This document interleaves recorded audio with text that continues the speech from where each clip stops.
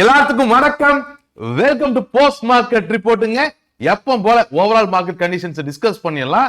நம்ம அதுக்கப்புறமா இந்த நிப்டி ஃபியூச்சர்ஸோட மூவி, பேங்க் நிப்டி ஃபியூச்சர்ஸோட மூவி நம்ம பேசுவோம். ஸோ ஓவரால் மார்க்கெட் கண்டிஷன்ஸை பொறுத்த வரைக்கும் ஜியோ பொலிட்டிக்கல் டென்ஷன் அப்படியே தான் இருக்கு.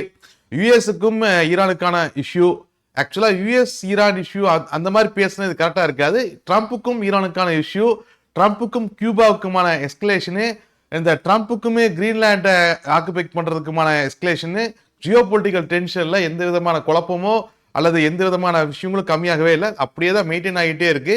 ஸோ கியூபாவோடைய பிரசிடென்ட் இன்னைக்கு ரியாக்ட் பண்ணதை பார்த்தோம், நியூஸ்ல எல்லாம் பார்த்துருப்பீங்க. வாங்கடா அப்படிங்கிற ரேஞ்சில் அவர் ஏதோ பேசிட்டு இருந்தாரு. ஸோ இது எக்ஸ்கலேட் ஆகிறதுக்கான வாய்ப்புகள் அதிகமா இருக்கு.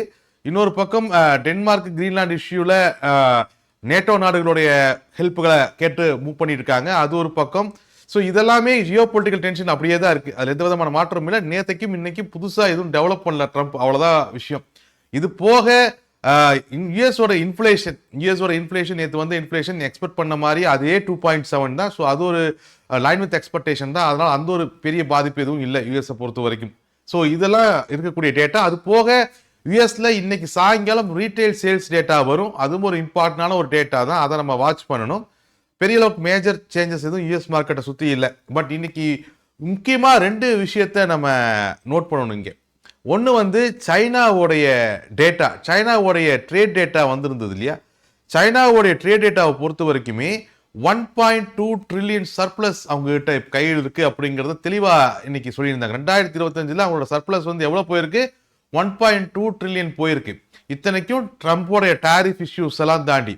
பட் அவங்களுடைய ட்ரேட் டேட்டாவை க்ளோஸா நம்ம அனலைஸ் பண்ணோம்னா என்ன தெரியுதுன்னா, யுஎஸ் கூட சைனா பண்ணிக்கிட்டு இருந்த வர்த்தகம் வந்து பெரிய அளவில் டிராப் ஆயிருக்கு. ஆனா அதை விட அதிகமா சைனாவுடைய வர்த்தகம் யூரோப்பு, ஆப்பிரிக்கால இன்க்ரீஸ் ஆயிருக்கு. யூரோப்பு கூடயும் ஆப்பிரிக்கா கூட பண்ண வர்த்தகம் வந்து 2025 சைனா பெரிய அளவில் இன்க்ரீஸ் பண்ணியிருக்காங்க. பட் யுஎஸ் கூட நடந்த இந்த டாரிஃப் இஷ்யூனால யுஎஸ் கூட நடத்த வர்த்தகம் பெரிய அளவில் கம்மியாக இருக்கு. பட் அது எல்லாத்தையும் தாண்டி அவங்களோட ட்ரேட் டேட்டா 1.2 ட்ரில்லியன் அளவுக்கு சர்ப்ளஸ் ஆட் பண்ணியிருக்கு. ஸோ ட்ரம்ப் உண்மையாலுமே இது கடுப்பாக்கும். ஏன்னா ட்ரம்ப்போடைய ஏமே அந்த சர்ப்ளஸ் அளிக்கிறது தான். பட் வந்து உண்மையாலுமே சைனாவோட இது ட்ரேட் டேட்டாங்கிறது அவுட் பர்ஃபார்ம் பண்ணியிருக்கு ட்ரம்ப்போட எக்ஸ்பெக்டேஷன் காட்டிலும், நிறைய நாடுகளோட எக்ஸ்பெக்டேஷன் காட்டிலும். சைனாவோட எக்ஸ்போர்ட் டீம் அப்படிங்கிற, சைனாவோட எக்ஸ்போர்ட்டர்ஸ் அப்படிங்கிறது இந்த இஷ்யூ மேற்கொண்டு அந்த யூஎஸ்ஐ சுத்தியேட்டு இருக்காம அவங்களோட சப்ளை செயினை பெரிய அளவில் மாத்திருக்காங்க. ஆப்பிரிக்கா அண்ட் யூரோப் டுவேர்ட்ஸ் அப்படிங்கிறத சைனாவோட ட்ரேட் டேட்டால இருந்து தெரிஞ்சுக்க முடியும். ஸோ ஒரே ஒரு பாயிண்ட், ட்ரம்ப்போடைய டாரிஃப் அப்படிங்கிறது சைனாவுடைய வர்த்தகத்துல எந்த விதமான பாதிப்பையும் பெருசா ஏற்படுத்தல அப்படிங்கிறத இந்த ட்ரேட் டேட்டால இருந்து நம்ம தெரிஞ்சுக்கலாம். இது எச்சா ட்ரம்ப்பை கோவப்படுத்திருக்கிறதுக்கான எல்லா வாய்ப்புகளும் இருக்கும். 2வது, இன்னைக்கு இந்தியாவுக்கு அகெயின்ஸ்டான ஸ்டாண்டை ஓரளவுக்கு க்ளோஸாக மூவ் பண்ண ட்ரம்ப் ட்ரை பண்ணதுக்கும் இந்த டேட்டா தான் காரணம். ஏன்னா இருக்கிற மிச்சம் யுஎஸ் கூட ஓரளவுக்கு ஒத்து போகிறது அப்படிங்கிறது நம்ம மட்டும்தான், இந்தியா மட்டும்தான். இதில் நம்ம கூட இந்த ட்ரேடில் பஞ்சாயத்து பண்ணிட்டு இருந்தோம்னா வேலைக்கு ஆகாது அப்படிங்கிற ஒரு மைண்ட் செட்டுக்கு ட்ரம்ப் வந்திருப்பாருன்னு நினைக்கிறேன். பட் இருந்தாலுமே இந்த யுஎஸ் இந்தியா டீல் அவ்வளோ சீக்கிரம் சைன் ஆகுமா அப்படிங்கிறது ஒரு கொஸ்டின் மார்க் தான். 2வது, இந்தியாவுடைய ருப்பி அப்படிங்கிறது ஏசியாவிலே மோசமாக பர்ஃபார்ம் பண்ணக்கூடிய ஒரு ருப்பியா தொடர்ந்து நீடிச்சுக்கிட்டு இருக்கு. இன்னைக்கு 90க்கு மேலே தான் க்ளோஸ் ஆயிருக்கு. ஸோ அதையுமே நம்ம வாட்ச் பண்ணணும். இதெல்லாம் குளோபலாக இருக்கக்கூடிய இஷ்யூஸ், மேக்ரோ எக்கனாமிக் இஷ்யூஸ். இது போக யுஎஸ் மார்க்கெட்லேயே ஆகட்டும் இல்லை நம்ம மார்க்கெட்லேயே ஆகட்டும், இந்த சீசன், அந்த ரிசல்ட் சீசன் ஸ்டார்ட் ஆயிருச்சு. யுஎஸ் மார்க்கெட்டில் நிறைய பேங்கிங் ஸ்டாக்ஸினுடைய ரிசல்ட்ஸ் எதிர்பார்க்குறாங்க.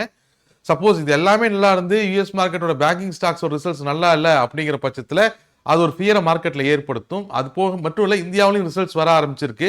இன்னைக்கு யூனியன் பேங்க் ரிசல்ட்ஸ் ஓரளவுக்கு நல்லாவே இருந்துச்சு.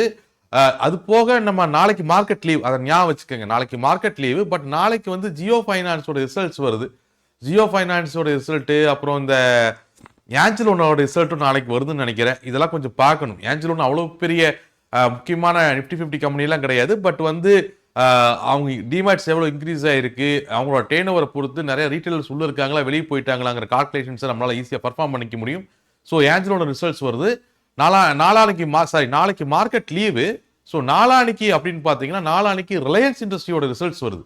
ரிலையன்ஸ் இண்டஸ்ட்ரி, இந்த எல்என்டி, விப்ரோன்னு நிறையா ரிசல்ட்ஸ் வந்து இந்த வீக்கெண்டு ஃப்ரைடேவை டார்கெட் பண்ணி வருது. ஸோ இது வந்து இன்னும் 2 நாள் வந்து இந்த ரிசல்ட் ஓரியன்டாக மூவ் ஆகிறதுக்கு வாய்ப்புகள் அதிகமாக இருக்குது. அதே மாதிரி தான் யூஎஸ் மார்க்கெட்லையும் பேங்கிங் ரிசல்ட்ஸ் எல்லாம் இது 2 நாள்ல வரும். இதை தாண்டி யூஎஸ் மார்க்கெட்ல ஒரு புது பதட்டம் என்ன வந்திருக்குன்னா, இந்த சுப்ரீம் கோர்ட் வந்து தீர்ப்பு சொல்லாம நான் அப்புறமா பேசுறேங்கிற ஒத்தி வச்சாங்களே, இந்த டாரிஃப்க்கு அகைன்ஸ்ட் அல்ல டாரிஃப் சம்பந்தப்பட்ட கேஸ் உண்மையாலுமே ட்ரம்ப்புக்கு பவர் இருக்கா இல்லையா, இல்ல அவர் இருக்கிறதா நினைச்சு யூகிச்சு எல்லா கண்ட்ரிக்கும் டாரிஃப் போட்டாரா அப்படிங்கிறதுக்கு ஒரு விடை வந்து அந்த சுப்ரீம் கோர்ட்டோட தீர்ப்புல தான் இருக்கு. ஓகே, ஸோ இந்த தீர்ப்பு வந்து ஆல்ரெடி ஒரு டேட்டை ஃபிக்ஸ் பண்ணி வெயிட் பண்ணிட்டு இருந்தோம். பட் அன்னைக்கு அவங்க அதை போஸ்ட்போன் பண்ணாங்க. அடுத்தது எப்போன்னு உங்களுக்கு தெரியல, இன்னும் அனௌன்ஸ் பண்ணல. பட் இன்னைக்கோ நாளைக்கோ இந்த வீக்கெண்டுக்குள்ள வர்றதுக்கான வாய்ப்புகள் இருக்கு அப்படிங்கறது வந்து நிறைய ஊடகங்கள் பேசிட்டு இருக்காங்க. அது மட்டும் இல்ல, மோஸ்ட் ப்ராபபிளி நம்ம வெள்ளிக்கிழமை ட்ரம்ப் அப்படிங்கிறது வந்து ரொம்பவுமே பொருத்தமான ஒரு சினாரியோ. எப்பவுமே ட்ரம்ப் ஏதாச்சும் ஒரு பெரிய நியூஸ்களை வெள்ளிக்கிழமை தான் பண்றது வழக்கமா வச்சிருக்காரு. ஸோ இந்த தீர்ப்பையும் வெள்ளிக்கிழமை வரைக்கும் ஒத்தி வைங்கன்னு கேட்டிருந்தாலும் கேட்டிருக்கலாம். ஸோ வெள்ளிக்கிழமை வரைக்கும், வெள்ளிக்கிழமை சாயங்காலம் பொசிஷன்ஸை க்ளோஸ் பண்ணும்போது, ஏன்னா அவங்க அடுத்து நம்ம வெள்ளிக்கிழமை சாயங்காலம் தான் போஸ்ட் மார்க்கெட் ரிப்போர்ட்டை டிஸ்கஸ் பண்ணுவோம். ஸோ வெள்ளிக்கிழமை சாயங்காலம் பொசிஷன்ஸை க்ளோஸ் பண்ணும்போது தயவு செஞ்சு ஹெட்ஜஸ் எடுத்து வச்சு க்ளோஸ் பண்ணுங்க. ஏன்னா ரிலையன்ஸோட ரிசல்ட்ஸு, யூஎஸோட பேங்கிங் ரிசல்ட்ஸு, டேட்டாஸு, அது போக தீர்ப்பு வந்தாலும் வரலாம். இவ்வளோ பஞ்சாயத்துகள் இருக்கு. ஸோ இதெல்லாம் இப்போ குளோபலாக இருக்கக்கூடிய முக்கியமான நியூஸ்கள். பட் எது நடந்தாலும் எப்படி நடந்தாலும் மார்க்கெட்டை எப்பவும் கூட அதோட வேல்யூஸில் ஹெட்ஜஸ் எடுத்து டிசிப்ளினாக மூவ் பண்ணுங்க. அது ரொம்ப முக்கியம். நம்ம வேல்யூஸை டிஸ்கஸ் பண்ணிடுவோம் நம்ம. Okay, first of all Nifty ஃபியூச்சர்ஸினுடைய வேல்யூஸை நம்ம பார்க்கலாம். நிஃப்டி ஃபியூச்சர்ஸை பொறுத்த வரைக்கும் இன்னைக்கு ஒரே ஒரு பஞ்சாயத்து தான் அவங்க பண்ணிக்கிட்டு இருந்தாங்க. நிஃப்டி ஃபியூச்சர்ஸோட பஞ்சாயத்து அந்த பொசிஷன் 25,822க்கு மேலே க்ளோஸ் பண்ணுவோமா மாட்டோமா, அவ்வளோதான். புல்ஸ் வந்து தொடர்ந்து அந்த பொசிஷனடுலான 25,822க்கு மேலே மார்க்கெட்டை நிறுத்துறதுக்கு அட்டம் பண்ணாங்க.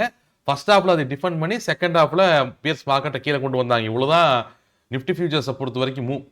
ஆக்சுவலாக மார்க்கெட் ஓப்பன் ஆன உடனே, மார்க்கெட் ஓப்பன் ஆனது நெகட்டிவ் ஓப்பன் தான். 25,762 நெகட்டிவ் ஓப்பன் கீழே தான் மார்க்கெட் ஓப்பன் ஆச்சு. ஓப்பன் ஆன உடனே ஃபர்ஸ்ட் இன்ட்ராடே டிஃபென்ஸான 25,728லயே மார்க்கெட்டை ஃபர்ஸ்ட் இன்ட்ராடே டிஃபென்ஸ் 25,728லயே இன்னைக்கு எக்ஸாக்ட் மார்க்கெட்டோட க்ளோஸும் அதே தான். 1 பாயிண்ட் 2 பாயிண்ட் முன்ன பின்னல இல்ல. மார்க்கெட்டோட exact close 25,728 first intraday defence. Open ஆன உடனே ஃபர்ஸ்ட் இன்ட்ராடே டிஃபென்ஸை புல்ஸ் டிஃபெண்ட் பண்ணி மார்க்கெட்டை 25,828ன்னு சொல்லக்கூடிய அந்த பொசிஷனலுக்கு மேலே புஷ் பண்ணுறதுக்கு தான் முயற்சி பண்ணாங்க. ஃபர்ஸ்ட் டைம் எக்ஸாக்டா 25,822 பொசிஷனலில் பிஎஸ் டிஃபெண்ட் பண்ணதையும் நம்ம பார்த்தோம். கீழே வந்ததை மறுபடியும் எக்ஸாக்டா first intraday defence bulls defend பண்ணி மேலே கொண்டு போனாங்க. மேலே புஷ் பண்ண ட்ரை பண்ணாங்க. 25,828க்கு மேலே புஷ் பண்ண ட்ரை பண்ணாங்க. பட் அவங்களால ஃபர்ஸ்ட் இன்ட்ராடே ரெசிஸ்டன்ஸ் இன்ட்ராடே டிஃபென்ஸான 25,862 கூட புல்ஸால் தொட முடியல. ஸோ ஆட்டோமேட்டிக்காக பிஎஸ் டிஃபெண்ட் பண்ணி கீழே கொண்டு வந்தோடனே புல்ஸ் பொசிஷனை கவர் பண்ணுறத தவிர வேலை வழி இல்லை அவங்களுக்கு. நேராக அங்கிருந்து விழுந்த மார்க்கெட் பொசிஷனோட negative opening of the first intraday defence and second intraday defence வரைக்கும் மார்க்கெட் ஈஸியாக ஃபால் ஆனது நம்ம பார்த்தோம். ஸோ ஆல்மோஸ்ட் மார்க்கெட்டோட என்டையர் மூவ் அப்படின்னு எடுத்துட்டோம்னா, நிஃப்டி ஃபியூச்சர்ஸோட என்டையர் மூவ் அப்படின்னு எடுத்துட்டோம்னா, பொசிஷனலுக்கு மேலே மார்க்கெட்டை நிறுத்துறதுக்கான புல்ஸோட அட்டம்ப்ட் அதில் அவங்க ஃபெயிலியர் ஆகி மறுபடியும் மார்க்கெட்டை கீழே விட்டது. இவ்வளோதான் ஆக்சுவல் மூவ். பட் இந்த எல்லா மூவுமே பாயிண்ட் டு பாயிண்ட் வேல்யூஸ் எப்போ போல மூவ் ஆகிட்டு இருந்துச்சு. ஹெட்ஜஸ் எடுத்து நீங்கள் ப்ராப்பராக மூவ் பண்ணிட்டு இருந்தாலே போதுமானது. ஹெட்ஜஸ் ரொம்ப முக்கியம். அதை விட முக்கியம் மார்க்கெட்டில் டிசிப்ளின், அதை விட முக்கியம் மார்க்கெட்டை ரூல்ஸில் ஹேண்டில் பண்ணுறது, அதை விட முக்கியம் மார்க்கெட்டை நீங்கள் கண்ட்ரோல் பண்ணலைங்கிறத புரிஞ்சுக்கிறது. நீங்களோ நானோ உட்காந்து மார்க்கெட்டை கண்ட்ரோல் பண்ணல, மார்க்கெட்டில் நம்மளாம் பயணிச்சுக்கிட்டு தான் இருக்கிறோம். அதனால மனசில் நினைச்சதெல்லாம் மார்க்கெட்டில் நடக்கணுங்கிற அவசியம் இல்லை. அதனால மார்க்கெட்டை கையாளும் பொழுது என்ன வேணாலும் நடக்கலாங்கிற ஒரு சின்ன பதற்றத்தோட பயத்தோட கையாளுங்க. அதுக்காக வெறும் பயம் மட்டுமே மனசில் வச்சுட்டு இருந்தீங்கன்னா செயல்படவும் முடியாது. மார்க்கெட்டை கையாளுறதுங்கிறது ஒரு 70% நம்பிக்கையும் 30% பயமும் சேர்ந்தது தான் அப்படிங்கிறது எப்பவுமே ஞாபகம் வச்சுக்கோங்க. ஸோ நிஃப்டி ஃபியூச்சர்ஸோடைய மூவ் பொறுத்த வரைக்கும் ஓரளவுக்கு பேசிட்டோம் நம்ம. நிஃப்டி ஃபியூச்சர்ஸோடைய க்ளோஸை பொறுத்த வரைக்கும் அது ஒரு ஃபிளாட் டு பாசிட்டிவ் க்ளோஸ் தான். இந்த க்ளோஸை பொறுத்த வரைக்குமே நாளத்தை, அதாவது இங்கே வெள்ளிக்கிழமை மார்க்கெட்டினுடைய பிரைமரி ரெசிஸ்டன்ஸ் அப்படின்னு எடுத்துட்டோம்னா 25,732 பிரைமரி ரெசிஸ்டன்ஸாக இருக்கும். அதுக்கு மேலே மந்த்லி ரெசிஸ்டன்ஸ் அப்படின்னு நம்ம பார்த்தோம்னா 25,822 மந்தோட பொசிஷன்.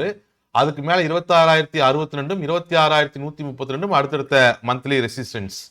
ஸோ இன்ட்ராடே ரெசிஸ்டன்ஸ் வெள்ளிக்கிழமை மார்க்கெட்டை பொறுத்த வரைக்கும் இன்ட்ராடே ரெசிஸ்டன்ஸ் அப்படிங்கிறது 25,758 25,862 இன்ட்ராடே ரெசிஸ்டன்ஸாக இருக்கும். டவுன் சைடில் 25,658 அப்படிங்கிறது வந்து பிரைமரி சப்போர்ட்டா இருக்கும். பிரைமரி சப்போர்ட்டுக்கு கீழே மந்த்லி அடுத்தடுத்த மந்த்லி சப்போர்ட்ஸ் அப்படின்னு நம்ம பார்த்தோம்னா 25,638 25,772 அடுத்தடுத்த மந்த்லி சப்போர்ட்ஸ். அதுக்கு கீழே பொசிஷன்கள் வந்து 25,307 28. இன்ட்ராடே சப்போர்ட்ஸ் வந்து 25,532லயும் 25,462லயும் இருக்கு. ஸோ நாளைக்கு லீவு, அதே நேரத்தில் முக்கியமான ரிசல்ட்ஸும் வருது. கொஞ்சம் எஜஸோட தான் வச்சிருப்பீங்கன்னு நினைக்கிறேன். அவசரம் மட்டும் படாதீங்க மார்க்கெட்ல. ஓகே, மார்க்கெட்ல வந்து லாஸ் ஆகுறது ரொம்ப ஈஸி, அது திருப்பி சம்பாதிக்கிறது கஷ்டம். அப்போ மார்க்கெட்ல ஜெயிக்கிறதே வந்து லாஸஸ் ஆகாம அவாய்ட் பண்ணிட்டு இருந்தீங்கனாலே ப்ராஃபிட் தன்னால சேர ஆரம்பிக்கும். ஸோ ரொம்ப கேர்ஃபுல்லா மூவ் பண்ணுங்க. வேல்யூஸ் ஓரளவுக்கு தலைவா இருப்பீங்கன்னு நினைக்கிறேன். அண்டு ஓப்பன் இன்ட்ரெஸ்ட் ஒரு பேசிடலாம். ஓப்பன் இன்ட்ரெஸ்ட் உங்களுக்கே பார்த்தா தெரியும். பியர்ஸை பொறுத்த வரைக்குமே அவங்க டிஃபென்ஸ் பொசிஷனை தொடர்ந்து இன்க்ரீஸ் பண்ணிக்கிட்டு தான் இருக்காங்க. உதாரணத்துக்கு பியர்ஸோடைய ஸ்ட்ராங் டிஃபென்ஸ் பொசிஷன் பார்த்தீங்க அப்படின்னு சொன்னா ஆல்மோஸ்ட் 25,650 வரைக்குமே அந்த பொசிஷன்ஸ் அவங்க இன்க்ரீஸ் பண்ணியிருக்கிறத பார்க்க முடியுது. 25,650ங்கிறது 25,638 சொல்லக்கூடிய அந்த மந்த்லி சப்போர்ட்டை குடிக்குது. அதுக்கு கீழேயும் பொசிஷன்ஸ் அவங்க கவர்லாம் பண்ணல, அதுக்கு கீழே ரைட்டாக இன்க்ரீஸ் பண்ணுறாங்க. பட் இப்போதைக்கு பியர்ஸோடைய பொசிஷன் ஸ்ட்ராங் பில்டப் அப்படிங்கிறது மந்த்லி சப்போர்ட்டான 25,638 நோக்கி இருக்கு. சரி, புல்ஸை பொறுத்த வரைக்கும் என்ன பண்ணலாம்னா, புல்ஸை பொறுத்த வரைக்கும் அவங்களோட டிஃபென்ஸ் பொசிஷன் 700 வரைக்கும் இருக்கு. அதாவது 25,638ங்கிற அந்த மந்த்லி சப்போர்ட்டுக்கு மேலே மார்க்கெட்டை மெயின்டைன் பண்ணுறதுக்கு அங்கே மட்டும் கொஞ்சம் டிஃபென்ஸ் பொசிஷன் வச்சிருக்காங்க. அதுக்கு கீழே அவங்க கிட்ட பெருசாக ஒன்றும் இல்லை. ஓவராலாக பேசணும்னா புல்ஸ் வந்து டிஃபென்ஸ் பொசிஷனை மெயின்டைன் பண்ணுறாங்க. அட்டாக்கிங் பொசிஷன்ஸ் பெரிய அளவில் ஒன்றும் இன்க்ரீஸ் பண்ணல. பிஎஸ்ஐ பொறுத்த வரைக்கும் டிஃபென்ஸ் பொசிஷன் நல்லாவே ஸ்ட்ராங் பண்ணியிருக்காங்க. அட்டாக்கிங் பொசிஷன்ஸை ஓரளவுக்கு இன்க்ரீஸ் பண்ணியிருக்காங்க. ஓகே, இப்போ இவங்க ரெண்டு பேர்த்தோட பொசிஷனுமே அந்த மந்த்லி சப்போர்ட்டான 25,638 மையப்படுத்தி இருக்கு. அதுக்கு மேலே மெயின்டைன் பண்ணுறது, அதை பிரேக் பண்ணுறது அப்படிங்கிறத நோக்கி தான் ஓப்பன் இன்ட்ரெஸ்ட் பில்ட் பண்ணப்பட்டிருக்கு. சரி, அப்போவும் அது ஓப்பன் இன்ட்ரெஸ்ட் அப்படிங்கிறது இன்னைக்கு இருக்கக்கூடிய ட்ரேடர்ஸோட மனநிலை தான். ஓகே, நாளைக்கு அது மாறும். ஸோ மறுபடியும் ஓப்பன் இன்ட்ரெஸ்ட்டை செக் பண்ணணும், நீங்கள் அதை ஞாபகம் வச்சுக்கோங்க.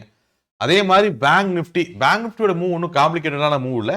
ஒரே வார்த்தையில் முடிச்சிடலாம். அதே சிங்குக்குள்ள மறுபடியும் பத்திரமா அங்கேயே க்ளோஸ் ஆயிருக்காங்க. வேற எதுவுமே கிடையாது. சிங்கிலேருந்து வெளியே போகிறதுக்கு புல்ஸ் முயற்சி பண்ணாங்க, குட்டிக்கானம் அடிச்சாங்க.